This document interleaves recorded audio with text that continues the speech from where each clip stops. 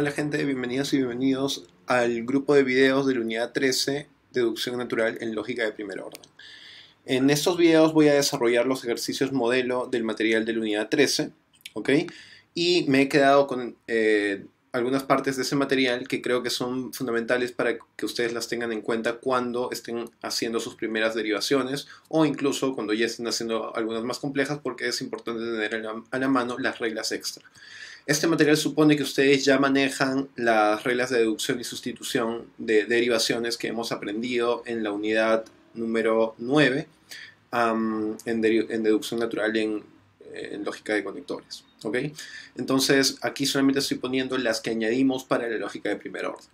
Son dos grupos de reglas. Unas que son las de negación de cuantificador, que son reglas de sustitución, en las cuales por lo tanto podemos operar de manera vertical como está sugerida aquí en la regla, pero también inversa, ¿no? Es decir, podemos ir de esta fórmula a esta fórmula por medio de una sustitución, porque son equivalentes, o de esta a esta también por medio de una sustitución, ¿sí?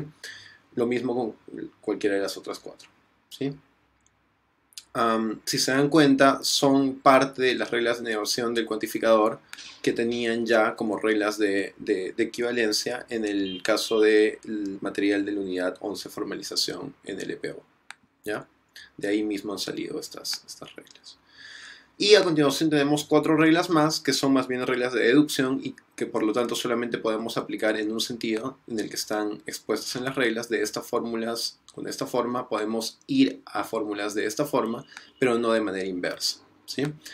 Además, una cosa extra que separaba o distinguía las reglas de sustitución de las reglas de deducción como estas, era que estas podían aplicarse a subfórmulas de la fórmula completa, ¿no? De una fórmula completa. O sea, digamos, esta podría aparecer en relación con otra a través de una... Por ejemplo, si yo tuviera una doble negación acá, yo podría aplicar la sustitución a esa parte sin dejar o sin olvidar la negación que es el operador principal de esa fórmula. Entonces aquí estoy aplicando una regla de sustitución verdaderamente a una subfórmula de esa fórmula completa, ¿sí?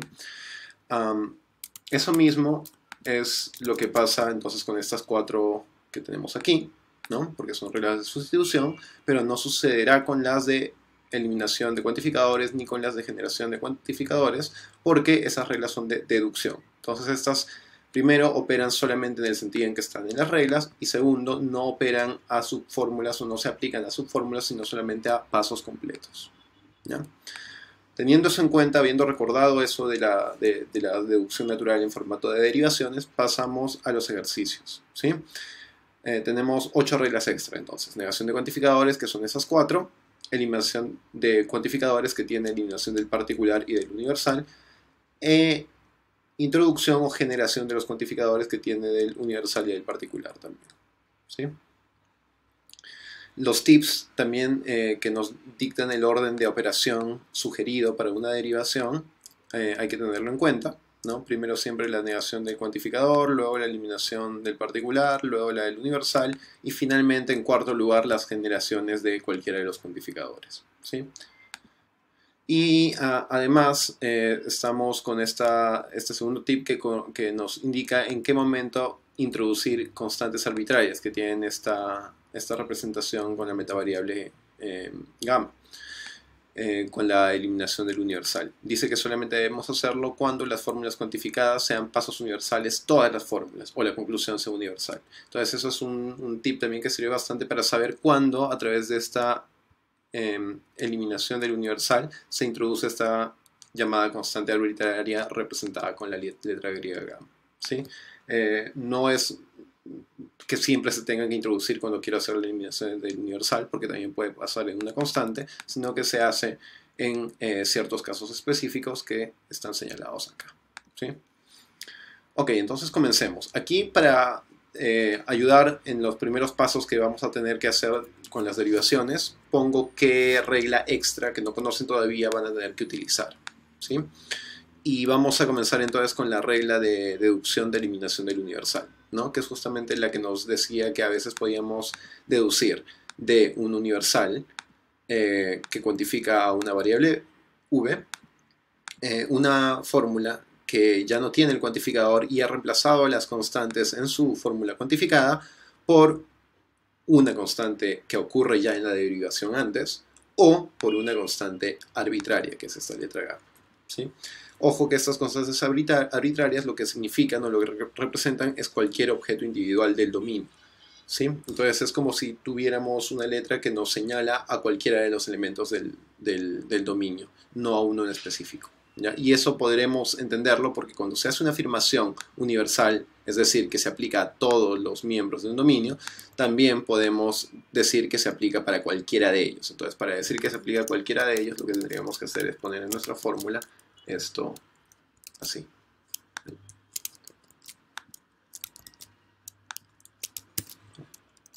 Sin necesidad de entrar a especificidades de que esto es un objeto señalado por A, por B, por C, que son constantes individuales, ¿no? Como estas.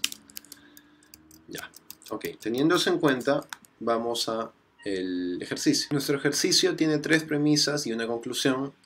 La tercera premisa y la conclusión son fórmulas atómicas, obviamente no cuantificadas, y hablan entonces sobre un objeto individual que está señalado por la constante A, ¿sí? Luego tenemos 2 premisas que son universales, afirmadas, no con negaciones, o sea, fórmulas cuantificadas directamente, que tienen predicados que aparecen algunos de ellos en la premisa 3 y en la conclusión. Ahora, a pesar de que ya tenemos la indicación aquí de que tenemos que aplicar eliminación del universal, la verdad es que en este ejercicio sencillo no habría otra manera de operar si no fuera a través de eso. Lo que vamos a hacer es eliminar el cuantificador para nosotros poder utilizar estas fórmulas, pero ya con alguna constante, sea arbitraria o sea individual, ¿no? Para hacer las operaciones con las que tenemos por acá.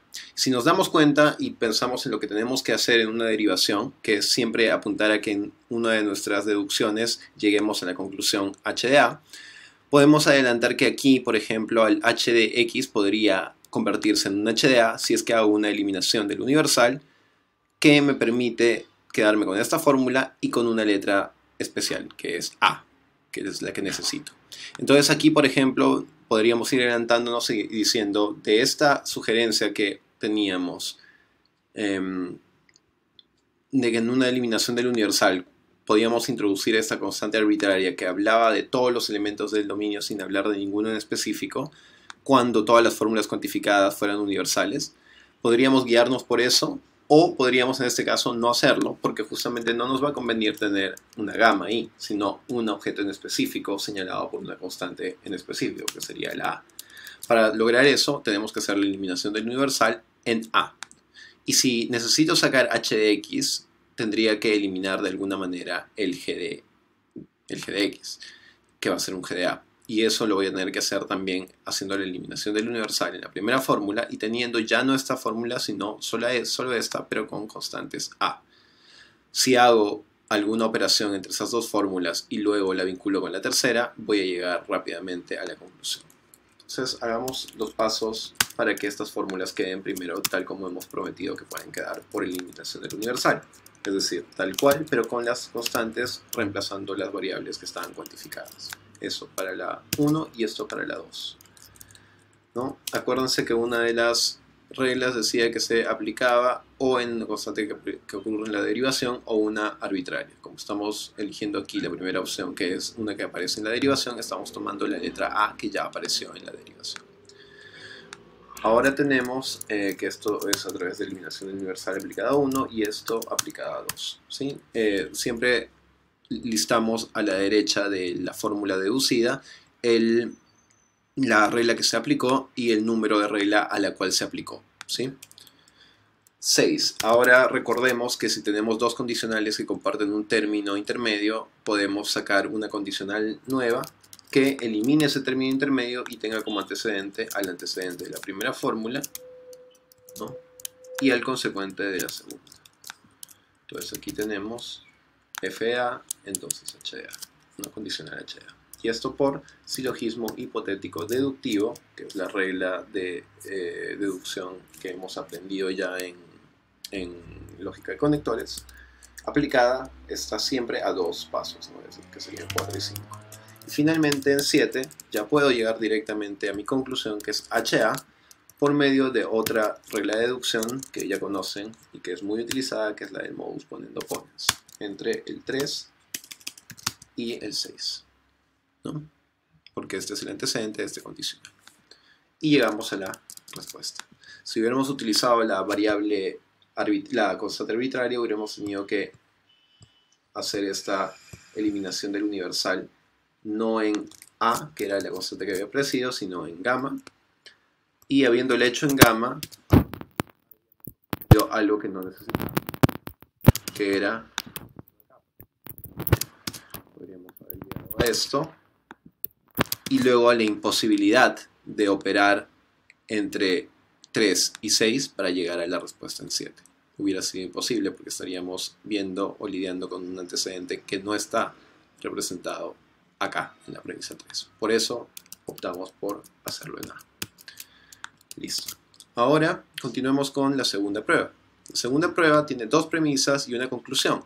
Y aquí vemos que las tres tienen fórmulas cuantificadas universalmente. Y además vemos que no hay ninguna constante individual que haya aparecido. Entonces podemos aprovechar para usar este tip y decir que en este caso nos conviene introducir una constante arbitraria como gamma. Y vamos a hacer eso, ¿sí? Miremos entonces hacia dónde apuntamos. Apuntamos hacia un universal que cuantifique una condicional que tiene como antecedente a fx y como consecuente a hx, que están en premisas distintas. Entonces, si operamos por eliminación del universal A1 y A2, como en el anterior caso, podemos tener a esta fórmula, pero con gamma. Entonces vamos a copiar la fórmula y reemplazamos las variables por la constante arbitraria. Por ejemplo, acá y acá. Y lo mismo con esta otra.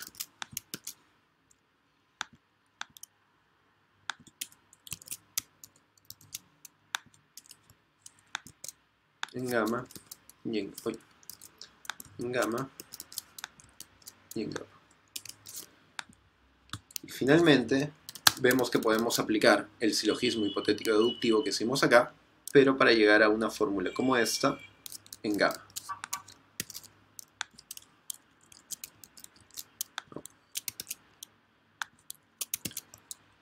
Esto por silogismo hipotético deductivo entre 3 y 4. Finalmente, vamos a recurrir a la otra regla que nos sugiere utilizar aquí el ejercicio, que es la generación del universal. Vamos a ver qué nos dice la generación del universal. La generación del universal nos dice que de una fórmula que no está cuantificada, que tiene predicados y que tiene constantes, en este caso una sola constante que es k, podemos ir a una fórmula cuantificada con una variable que reemplaza a las constantes arbitrarias, ¿sí? Esa k, necesariamente para hacer generación del universal, debe ser una constante arbitraria. No puede ser una a, no puede ser una b, ¿sí? Porque no podría seguirse que de una fórmula que afirma algo sobre un objeto individual se afirme eso sobre todos los miembros del dominio. Eso simplemente no se sigue. ¿No? Pero si está en gamma, que representa cualquier objeto individual, porque es una constante arbitraria, es una constante que se eligió arbitrariamente, sí puedo hacer el proceso de deducir que para cualquier miembro del dominio se cumple eso. Porque decir que una propiedad se cumple para cualquier miembro del dominio es lo mismo que decir que para cualquier miembro del dominio se cumple esa propiedad.